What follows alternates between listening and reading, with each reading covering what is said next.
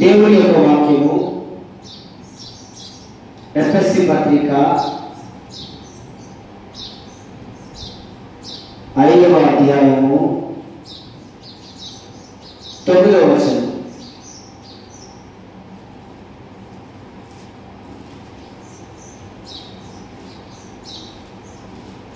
ఎఫెసీయులకు రాసిన పత్రిక 5వ అధ్యాయము అది 9వ మాట చూసుకుందాం. వెలుగు ఫలము సమస్త విధములైన మంచితనము నీతి సత్యమును వాటిలో కనబడుచున్నది. Praise the lord. ఏ స్థలంలో నిలబడ్డా, నువ్వు ఏ ప్రాంతంలో ఉన్నా, వెలుగు ఫలముగా నీకు ఉంటే సమస్త విధములైన మంచితనం నీ దగ్గర ఉంటుంది, నా దగ్గర ఉంటుంది. నువ్వు వెలుగు ఫలమై ఉండాలి. ఏం ఫలమై ఉండాలి? వెలుగు ఫలమై ఉండాలి. ఎప్పుడైతే మనం వెలుగు ఫలముగా ఉంటామో సమస్త విధములైన మంచితనం మన లోపల ఉంటారు. ఆ తర్వాత నీతి సత్యం దాంట్లో ఉంటాయి. నువ్వు సత్యం తప్పవు, నువ్వు నీతి తప్పవు, వెలుగు ఫలముగా ఉండాలి అని చెప్పి బైబిల్ మనకు చెప్తా ఉన్నది. 10వ వచనం చూస్తే, గనుక ప్రభువుకి ఏది ప్రీతికరమైనదో దానిని పరీక్షించుచు వెలుగు సంబంధుల వలె నడుచుకొనుడి. 11వ వచనంలో చూస్తే, నిష్ఫలమైన అంధకార క్రియలలో పాలువారై ఉండక వాటిని ఖండించుడి. ఏలే అనగా అట్టి క్రియలు చేయువారు రహస్యమందు జరిగించు పనులను గురించి మాట్లాడుటే అయినను అవమానకరమై ఉన్నది. సమస్తము ఖండింపబడి వెలుగు చేత ప్రత్యక్షపరచబడును. ప్రత్యక్షపరచున్నది ఏదో అది వెలుగే కదా. అందుచేత నిద్రించుచున్న నీవు మేల్కొని మృతులలో నుండి లేము, క్రీస్తు నీ మీద ప్రకాశించునని ఆయన చెప్పుచున్నాడు. అసత్యములో, అవినీతిలో, చీకటి కార్యాలలో ఎవరైతే ఉంటారో వారు మృతులు అని రాయబడింది ఇక్కడ బైబిల్. చచ్చిన వారితో సమానం. వాడు ఎంత చేసినా వారికి తృప్తి ఉండదు.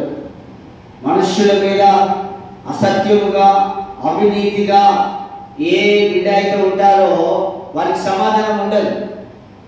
వాళ్ళు ఎక్కువ చేస్తూ ఉంటే ఎక్కువ అసమాధానం వారి మీదకి వస్తూ ఉంటుంది, అశాంతి వారి మీదకి వస్తూ ఉంటుంది, తీర్పు వారి మీదకి వస్తూ ఉంటారు.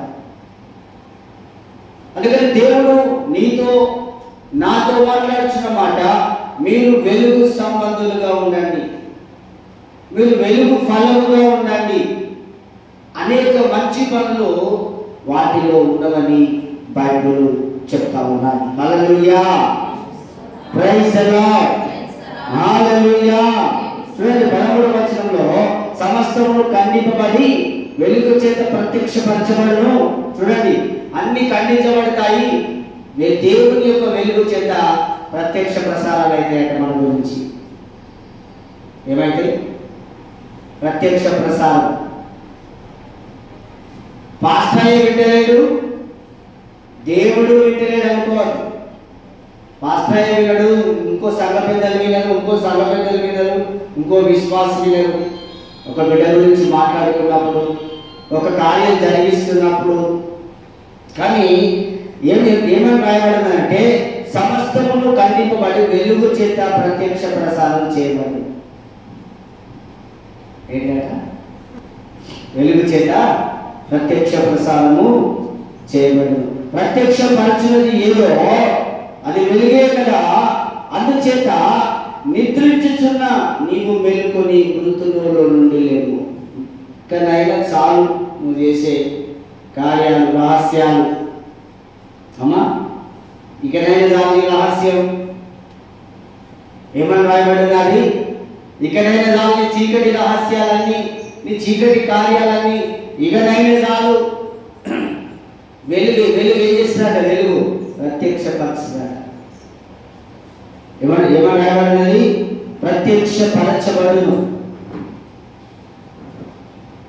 నువ్వు సాటుకు గురిగింది, నువ్వు బాధపడ్డది, ఒకళ్ళ మీద ప్లాన్ చేసింది, ఒకళ్ళని తిట్టింది, డైరెక్ట్ తిట్టిన మీద పాపం కాదు. అర్థమవుతుందా? డైరెక్ట్ మనల్ని ఎవరైనా తిడితే వాళ్ళు ఆ చెడ్డోళ్ళు మంచోళ్ళు కాదని మనం అనకూడదు. వాళ్ళకు ఉన్నదేదో వాళ్ళు బయట పెడతారు. ఉన్నది ఉన్నట్టయితే ఊళ్ళు ఉన్నది అన్నట్టు. వాళ్ళ మనసులు ఉన్నదేదో బయట పెడతారు. వాళ్ళు మామూలుగా ఉంటారు. కానీ ఈ నల్లి చేస్తున్న అందరూ, నల్లి కుట్లు వాళ్ళందరూ, అమ్మ సాటుకు మాట్లాడే వాళ్ళందరూ వాళ్ళు పెద్ద కుట్ర కానుతారు మన మీద. మనం డైరెక్ట్ చెడ్డ మాటలు యూజ్ చేయాలంటే మన మీద మనం చూసుకోవచ్చు. వాళ్ళని మనం ఏమనకూడదు, ఎందుకంటే వాళ్ళ మనసులో ఉన్నది డైరెక్ట్ అంటున్నారు. వాళ్ళని మనం మెచ్చుకోవచ్చు. కానీ చాటున మాట్లాడి ఇద్దరు ముగ్గురు కూడుకొని ముచ్చట్లు పెట్టుకొని చేసే కార్యాలన్నీ దేవుడు చూస్తున్నాడు. నిర్భయముగా ధైర్యముగా మనము ముచ్చటించి ఏ పని చేసినా అది వర్ధిల్లుతుంది. చాటున చేసింది వర్ధిల్లదు. అర్థమవుతుందా? చాటున చేసిన కార్యం వర్ధిల్లదు. మీరు ఎక్కడైనా చూడండి, నేను చెప్పే మాట కాదు, దేవుడు చెప్పే మాట. చాటున ఏ కార్యాలు మనం తలపెడతామో, గుసగుసలతో ఏ కార్యాలు తలపెడతామో అవన్నీ నాశనానికి దారి తీస్తాయి. అందుకని ఇక్కడ రాయబడి ఉన్నది, దినములు చెడ్డవి కనుక మీరు సమయమును పోనివ్వక సద్వినియోగము చేసుకోవచ్చు. అజ్ఞానుల వలె కాక జ్ఞానుల వలె నడుచుకున్నట్లు జాగ్రత్తగా చూసుకోండి. ఫేస్ ఫార్వర్డ్గా ఉండాలి మనం. ఎట్లుండాలి చెప్పండి, ఎట్లుండాలి? ఫేస్ ఫార్వర్డ్గా ఉండాలి. యథార్థముగా మనము ప్రవర్తించాలి, యథార్థముగా నడుచుకోవడం. అందుకనే దాని విషయంలో జాగ్రత్తగా నేను అన్నమాట. వరద్యోతాయి గారు డైరెక్ట్ మా గురించి మాట్లాడుతున్నాడని కాదు. అలాంటి బిడ్డలు ఎవరైనా ఉంటే 12వ వచనం చూడండి, ఎఫెసీ 5:12 చూడండి. ఏలయనగా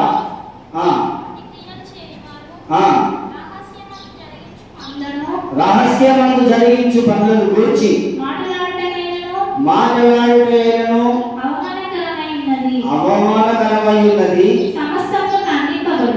సమస్తమును ఖండింపబడి వెలుగు చేత ప్రత్యక్షపరచబడు. అమ్మా, అవకాశము మొదట దేవునికి ఇవ్వాలి, అవకాశము రెండవదిగా సేవకుడికి ఇవ్వాలి. జ్ఞానుల జ్ఞానమును నేను వ్యర్థం చేస్తా అంటున్నాడు దేవుడు. మనిషి జ్ఞానం పనిచేసి గుర్తుపెట్టుకో. ఒకరోజు జవహర్ కాలనీలో గచ్చు చేపిస్తున్నాం. 8 ఏళ్ళు అయితే కాళ్ళని వేడికి పుల్లైపోయినాయి అని చెప్పి ఈ గచ్చు చేపిస్తున్నాం. 3 మేస్త్రీలు, 2 మేస్త్రీలు, 4 మేస్త్రీలు గుర్తులేదు, పని చేస్తారు. దానికి లెంత్ చూస్తారు. లెంత్ నీళ్ళ పైపు పెట్టిళ్ళు, దారాలు పెట్టిళ్ళు, కింద పిడిసెలు వేస్తాను. ఏం చేస్తారట, కింద పిడిసెలు వేస్తాను. ఇక లాస్ట్కు అంత అయిపోయింది. ఇక గచ్చు చేసుడే. ఇక ఇక్కడ వందలు పడతాను చూడాలని అక్కడ డౌన్ ఉన్నది, ఇక్కడ హైట్ అయింది, అక్కడ హైట్ అయింది, ఇక్కడ డౌన్. మాకంటే ఎక్కువ తెలుసా ఇలా మీకు? ఏమి పుణ్యానికి చేస్తాను, చేసినట్టు చూసుకోవాలి. మాకే చెప్తాను, మీకు కొలతలు వేసినాం, పిడిసెలు వేసినాం అంటే ఇంత వంకలు ఉండదుగా అని నన్ను గర్దిస్తాను, నన్నే ఊపడతాను. సరే చేయలేను, ఎవరి మాట కాదని. అంత అయిపోయింది, చేసిళ్ళు, ఎండిపోయింది, నీళ్ళు పోసి చూడాలంటే కరెక్ట్ నేను చెప్పిన కాడ డౌన్ ఉన్నది, అక్కడ నీళ్ళు ఆగింది. ఇప్పుడు రోజు ఊసే వాళ్ళ కష్టమైతే ఒకవేళ కడిగినప్పుడు నీళ్ళు అక్కడ ఆగితే కొంచెం ఎక్కువ కష్టపడాల్సి వస్తుంది. చెప్పినట్టు వినకపోతే ఇప్పుడు ఎప్పటికీ కష్టమే కదా అని చెప్తారు. ఎవరైతే చెప్పితే ఇప్పుడు చెప్పితే వినకుండా పరిగెత్తడం వాళ్ళందరూ నాశనానికే. నేనైనా సరే నేను నన్ను రాసుకోవట్లేదు. అర్థమవుతుందా? ఎవరమైనా సరే ఇప్పుడు మాకు ఇట్లా చూపెట్టుకో, ఒరే వెదవ పక్షి అన్ని ఆలోచన చేసి పనులు చేయడానికి మనం ఇట్లా చూపెట్టుకొని చెప్పుకోవాలి. అర్థమవుతుందా? ఏదైనా పని చేసేటప్పుడు, ఏదైనా గొప్ప కార్యాలు తలపెడుతున్నప్పుడు ఇది కరెక్టేనా, నువ్వు చేస్తుంది రైటేనా అని ఇట్లా చూపెట్టుకోవాలి. ఫస్ట్ మనం కట్టే నలుసు తుడుచుకోవాలి. ఇట్లా తుడుచుకొని కట్టే నలుసుకుంటాం. చెప్పుకోవాలి. ఆదివారం మనం సోయలేదు, అది కొన్నిసార్లు ఇప్పుడు కాదు. మన కంట్లో నలుసు తుడుచుకున్న తర్వాత ఏం చేయాలి? చెల్లె మీ కంట్లో నలుసు తుడుచుకోవాలి అని చెప్పాలి. ఆమేన్. హల్లెలూయా, హల్లెలూయా. అయితే పని చేసేటప్పుడట మేము చేసేదే కరెక్టు అని మనము కార్యాలు తలపెట్టకూడదు. చూడలేదు, నేను చెప్పిన అంటే ఇక తిరుగుండదు. దేవుడి కంటే ఎక్కువనా నువ్వు? అమ్మా చెప్పు, దేవుడి కంటే ఎక్కువనా? చెప్పండి, దేవుడి కంటే ఎక్కువ చెప్పులు నేను ఒప్పుకుంటాను. మీరే కరెక్ట్ అని. ఏమమ్మా, నువ్వే కరెక్ట్ అయితే ఎందుకు ఏడుస్తావు? నీ ఇంట్లో సమస్య ఎందుకు? నీ ఇంట్లో బాధ ఎందుకు? అప్పుడప్పుడు నీకు దుఃఖం ఎందుకు అమ్మా? కదా, అందుకని జ్ఞాపకం చేస్తున్నాను. దేవుడిని అడగాలి. మనం ప్రార్థన చేసి ఏమన్నా పని చేస్తున్నప్పుడు దేవుడిని అడగాలి.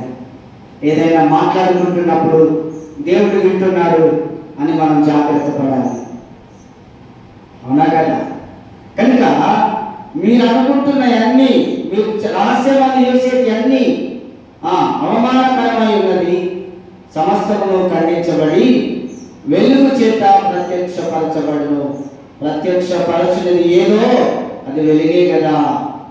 అందుచేత నిద్రించున్న నీవు మేల్కొని మృతులలో నుండి లేవు. ఇంకనైనా నువ్వు సరి చేయబడవా? ఇంకనైనా నువ్వు మేలుకొనవా? నువ్వు చేసే పని ఏంటో నీకు అర్థమవుతుందా అని ప్రభు మనతో మాట్లాడుచున్నాడు. ఏం చేయాలంటే, నిన్న మధ్యాహ్నం ముందు అమ్మగారు ఇక్కడ ప్రార్థన చేసుకొని కోసం ఇక్కడ ఏదో మత్తులాగా అనిపిస్తే ఇక్కడ ఒరిగిందంట. అప్పుడు దేవుడు అంటున్నాడు, మీరు మందిరంలో చిన్న పిల్లల వల్ల ఉండండి. ఎట్లుండాలి మందిరంలో? మీరు చిన్న పిల్లల వల్ల మందిరంలో ఉండండి.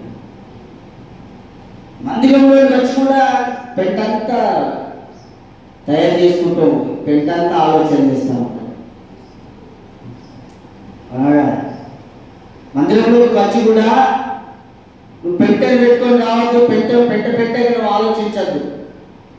నువ్వు శుద్ధి చేయబడుటకే మందిరానికి రావాలి. నిన్ను నువ్వు శుభ్రపరచుకున్నట్టుకే నువ్వు మందిరానికి రావాలి. నువ్వు పాపాలు విడిచిపెట్టకే మందిరానికి రావాలి, పాపం పెంచుకోవడానికి రాకుండా. పగను తీసివేసుకోవడానికి నువ్వు మందిరానికి రావాలి, పగను పెంచుకోవడానికి నువ్వు మందిరంలో ఉండకూడదు. రైసలా అన్నిటినీ ఖండిస్తున్నాడు దేవుడు. హల్లెలూయా. మరో మాట చూద్దామా? ఇప్పుడు వెలుగు ఫలం గురించి మనం మాట్లాడుకున్నాం. దేని గురించి? మొదటి మాట రాసుకోండి. మొదటి మాట వెలుగు ఫలము. రెండో మాట చూసుకుందాం. గలతీ పత్రిక 5వ అధ్యాయము 22వ మాట చూద్దాం.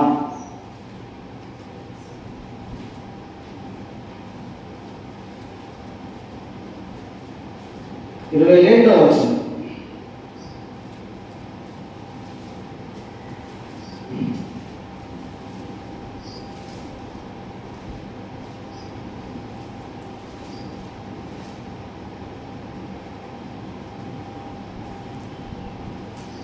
అయితే ఆత్మఫలం ఏమనగా ప్రేమ, సంతోషం, సమాధానం, దీర్ఘశాంతం, దయాళుత్వం, మంచితనం, విశ్వాసం, సాత్వికం, ఆశా నిగ్రహం.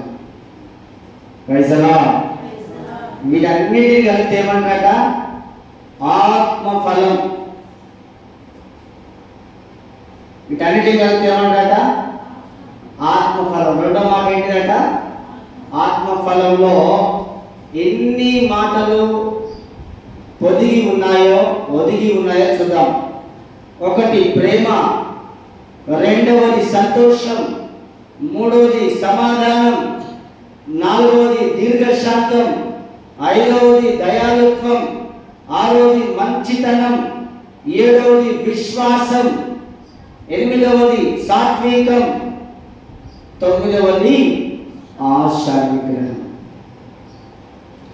ఈ 9 మాటలు, ఈ 9 గుణాలు మీరు కలిగి ఉంటే 9 కృపావరాలు మీ దగ్గర పనిచేస్తాయి. ఎన్ని పనిచేస్తాయట? ఎన్నట? 9 కృపావరాలు పనిచేస్తాయి. అనేక గొప్ప కార్యాలు దేవుడు చేస్తాడు. ఇట్టి వాటికి విరోధమైన నియమం ఏదీ లేదు.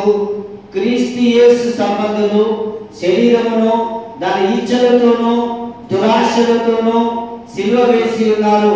మనము ఆత్మను అనుసరించి జీవించువారమైతిమా? ఆత్మను అనుసరించి క్రమంగా నడుచుకుందాం. ఒకరికి ఒకరము వివాదమునకు రేపకయు, ఒకరి అందొకరము అసూయ పడకయు, వృధాగా అతిశయ పడకయు ఉందము. చూడండి 29వ వచనంలో ఎంత మంచిగా ఉన్నదంటే, ఒకరికి ఒకరు వివాదం అంటూ, మనసులో వివాదం అంటూ ఏముంది? మనసులో నువ్వు శరీర సంబంధం అయితే వివాదం ఉంటుంది, నువ్వు దుష్టులు అయితే వివాదం ఉంటుంది, నువ్వు దుష్టురాలు అయితే వివాదం ఉంటుంది. దేవుని బైబిల్ పట్టుకొని, దేవుని నమ్ముకొని, ఆపదలు మొక్కుచు, బాగా బాడీ పెయిన్స్ వచ్చినప్పుడు, బాగా రోగాలు వచ్చినప్పుడు, బాగా సమస్యలు వచ్చినప్పుడు దేవుడు అని తర్వాత వివాదాల చేత మీరు నాశనం అయిపోతున్నారు, ఆత్మకు దూరం అయిపోతున్నారు. దేనికి దూరం అవుతున్నారు? ఆత్మకు దూరం అయిపోతున్నారు వివాదాలు పెట్టుకొని. Praise the lord. Hallelujah, hallelujah. ఇచ్చలతో దురాశలతో దేవుని సిలువ వేశారు. అంత మాత్రమే వివాదాలతో ఉంటున్నారు మీరు. ఇంకేం చేస్తున్నారట? ఒకరి ఒకరు అసూయ పడుతున్నారు. ఎప్పుడైతే ఒకరి మీద నీకు అసూయ ఉంటుందో, నువ్వు ఎన్ని స్టైల్ మాటలు మాట్లాడినా, నువ్వు ఎంత ఆత్మీయంగా మాట్లాడినట్టు నటించినా, నీ అంత పండేవారు లేదు. అంతేనా కదా అమ్మా? నువ్వెంత చేసినా నువ్వెన్ని చేసినా ఒకళ్ళ ఎందు ఎప్పుడైతే అసూయ, చి ఈమె నాకంటే ఎండం ఉందా, అదొక అసూయ. చి వీళ్ళ బతుకులు నాంత చదివాగా, ఇదొక అసూయ. చి దీంతో బ్రతుకు నాలాంటి చీరున్నదా, చి వీళ్ళ బ్రతుకుల నాలాంటి డ్రెస్సులు ఉన్నాయా, చి వీళ్ళలో బ్రతుక మాలాంటి ఇల్లున్నదా కనుక్కుంటా ఉంటారు. చి దీన్ని ఒక ముఖమైనా నా ముఖంలా దీని ముఖం ఉన్నదా? రకరకాలు దేనైతే మీరు అసూయ పడుతున్నారో ఆ అసూయ అంతా దుష్టత్వానికి సంబంధించింది. అవునా కాదా? దయ్యములకు సంబంధించిన అసూయ అంతా. ఒకరు ప్రార్థించినప్పుడు మనం మెచ్చుకోవాలి, మనం ప్రార్థించే బిడ్డలుగా తయారవ్వాలి. అవునా కాదా? మనం ప్రార్థించాలి, అసూయలు తీసివేసుకోవాలి, వివాదముల నుంచి విడిపించబడాలి. అప్పుడు మీరు ఆత్మ ఫలముగా ఉంటారు. ఆమేన్ చెప్పండి. హల్లెలూయా. మరో మాట చూస్తే మత్తయి సువార్త 7వ అధ్యాయం 16 నుంచి 20 వరకు చూస్తున్నామా? మంచి ఫలము అక్కడ రాయబడి ఉంటుంది.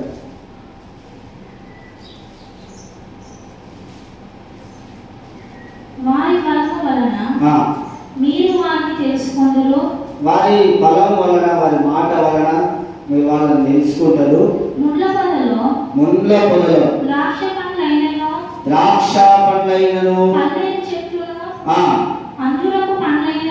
అంజూరపు పండ్లైనను కోయుదురా.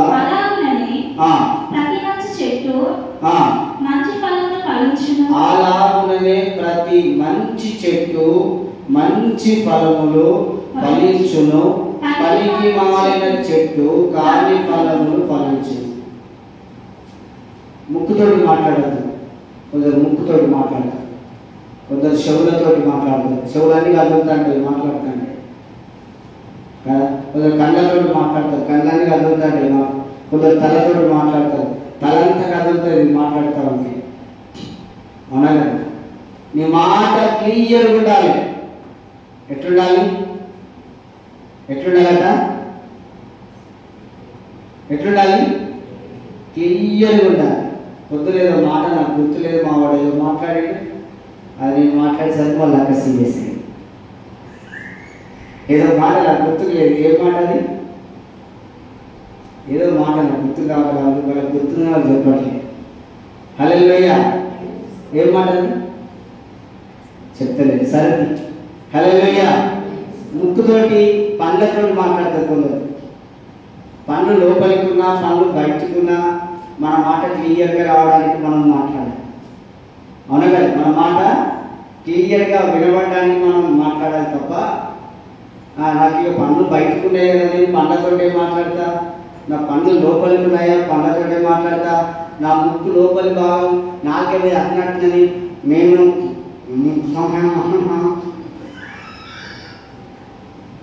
ప్రశాంత్ వచ్చింది పొద్దునే అన్న నాకు గుర్తులేదు. చెప్పు ప్రశాంత్. ఏమన్నా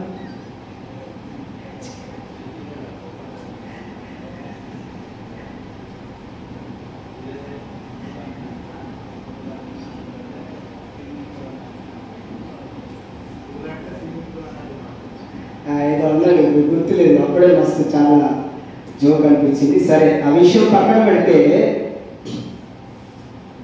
వారి ఫలముల వలన మీరు వారిని తెలుసుకొందురు. ముండ్ల పొదలలో ద్రాక్ష పండ్లైనను పల్లేరు చెట్లైనను అంజూరపు పండ్లైనను కోయిదురా. ముండ్ల పొదలలో ద్రాక్ష పండ్లనైనను పల్లేరు చెట్లను అంజూరపు పండ్లైనను కోయిదురా. అలాగుననే ప్రతి మంచి చెట్టు మంచి ఫలములు ఫలించును, పనికి మాలిన చెట్టు కాని ఫలములు ఫలించును. మంచి చెట్టు కాని ఫలములు ఫలింపనేరదు, పనికి మాలిన చెట్టు మంచి ఫలములు ఫలింపనేరదు, మంచి ఫలములు ఫలింపని ప్రతి చెట్టు నరకబడి అగ్నిలో వేయబడును. హల్లెలూయా.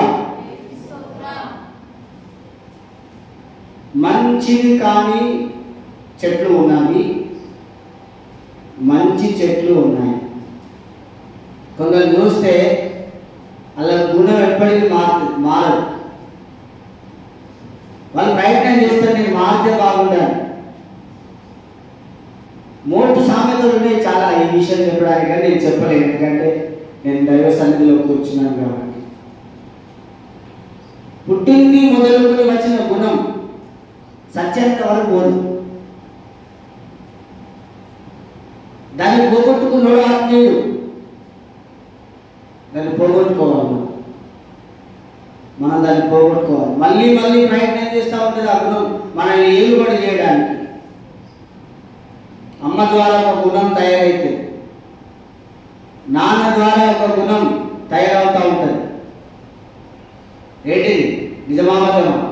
తల్లి ద్వారా కొందరు గుణాలు నేర్చుకుంటారు, తండ్రి ద్వారా కొందరు కొన్ని గుణములను నేర్చుకుంటారు. ఆ తర్వాత స్నేహితుల ద్వారా కొందరు కొన్ని గుణములను నేర్చుకుంటారు, స్నేహితురాళ్ళ ద్వారా కొందరు కొన్ని గుణములను నేర్చుకుంటారు.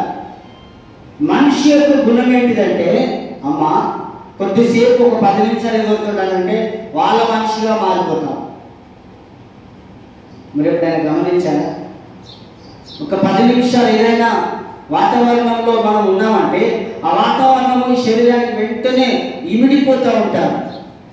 ఇమిడిపోయిన మనం ఏం చేస్తామంటే వాళ్ళలో కలిసిపోయి ఇక వీళ్ళే కరెక్ట్ అనిపిస్తూ ఉంటుంది. మనం చెడ్డవారి దగ్గరికి పోయినప్పుడైనా మంచివారి దగ్గరికి వెళ్ళినప్పుడైనా మనకు వాళ్ళ గుణం అబ్బిపోతుంది. అబ్బిపోయినప్పుడు మనము ఒక రోజు 2 రోజులు సంవత్సరం సహవాసం, మంచి సహవాసం చేసి ఆ మంచి మాటలన్నీ మరొక దగ్గరికి వెళ్ళి మాట్లాడినప్పుడు వాళ్ళు అంటారు, ఏమంటారు తెలుసా? ఏందిరా మొత్తం వాళ్ళ లెక్కనే మాట్లాడుతున్నావు, వాళ్ళ మాటలే వచ్చినాయి నీకు, వాళ్ళ మనసే వచ్చింది నీకంటే అదే వాళ్ళ చెడ్డ మనసా? వాక్య సంబంధుల దగ్గరికి వెళ్ళి నువ్వు వాక్యం నేర్చుకొని ఆత్మీయ సంగతులను తెలుసుకొని ఆత్మీయ సంగతులు మాట్లాడితే ఆత్మీయంగా లేదు, వాళ్ళు నేను నచ్చరు, నేను ఇష్టపడరు, ఎటు తిరిగి వాళ్ళలాగా నువ్వు తయారు కావాలని వాళ్ళ ప్లాన్. వాళ్ళ సొంతలు అయినా సరే, దూరమూలు అయినా సరే, ఫ్రెండ్షిప్ అయినా సరే, ఏమ్మా బంధుత్వం అయినా సరే, అది ఏ బంధమైనా సరే మనల్ని చెడగొట్టడానికి సాతాను వాడు ఎటు వైపైన తిరుగుతాడు. మనల్ని చెడగొట్టడానికి వాడు ఎటువైపు తిరుగుతాడు. నలుగురం కూడినంటే క్రీస్తు మాటకు, క్రీస్తు అధికారానికి అవకాశం ఇవ్వాలి. నా జ్ఞానం చూపెడతావు, నా జ్ఞానం చూపెడతావు, నా జ్ఞానం చూపెడతావు, నా తెలుగు చూపెడతావు అని చెప్పి నలుగురు 4 మాటలు మాట్లాడి ఎవరికి బలం ఎక్కువ ఉంటే వాడిని వదిలిపెడతారు. కరెక్టేనా? అది కరెక్టేనా? చెప్పండి, కరెక్టేనా? ప్రభు అంటున్నాడు, నష్టపోతారు బిడ్డ. ఏం పోతారట? నష్టపోతారు. మనము ఆత్మ ఫలం కలిగి ఉండాలి. హల్లెలూయా, ప్రైజ్ ది లార్డ్.